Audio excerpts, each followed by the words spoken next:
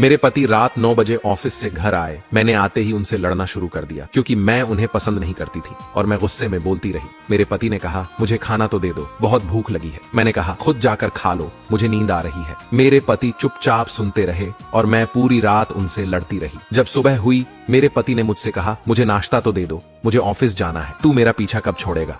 मैंने गुस्से में कहा, मैं तुझसे तंग आ गई हूँ, भगवान करे तो मर जाए। मेरे पति कुछ नहीं बोले और ऑफिस चले गए। मैं अपने बच्चों को स्कूल से लेकर वापस आ रही थी तो मेरे घर के सामने बहुत भीड़ लगी हुई थी। भीड़ को देखकर मैं चौंक गई और अपने घर के करीब पहुंची तो देखा कि मेरे पति की लाश घर के सामने पड़ी थी। मेरे ऊपर कयामत सी आ गई। मेरे हाथ पैर कांपने लगे। मेरे अंदर एक सन्नाटा सा छा गया। लोग आपस में बातें कर रहे थे कि कार से मनोज का एक्सीडेंट हुआ है। मैं जोर से चीखने लगी और चिल्लाने लगी कि मनोज उठ जाओ, मैं अब तुमसे कभी नहीं लड़ूंगी, तुम्हें कुछ नहीं कहूंगी, मुझे कुछ नहीं चाहिए, उठो मनोज, तुम्हें भूख लगी थी ना, चलो मैं खाना देती हूँ। मैं मनोज के हाथ पैर चूमने लगी, मुझे छोड़कर ना जाओ, उठ जाओ। लेकिन मनोज कैसे उठता, उसे तो मेरी बद्दुआ और मेरी नहुसत, मेरे करबे लहजे ने मार दिया था। मनोज के जाने के बाद मुझे दुनिया के रंग नजर आने लगे, मुझे रिश्ते बदलते दिखने लगे, मेरे सब अपने मुंह से मुंह मोड़ने लगे, दुनिया के लोग मुझे गंदी नजरों से देखने लगे। फिर कुछ दिनों में मुझे मेरा घर छीन लिया गया, जो हिस्सा मेरा बनता था मेरे ससुराल वाले ने मुझे दे दिया। मनोज के मरने के बाद मुझे एहसास हुआ कि पति जैसा भी हो, चाहे पसंद का हो या नापसंद का, लेकिन औरत के सर का ताज होता है।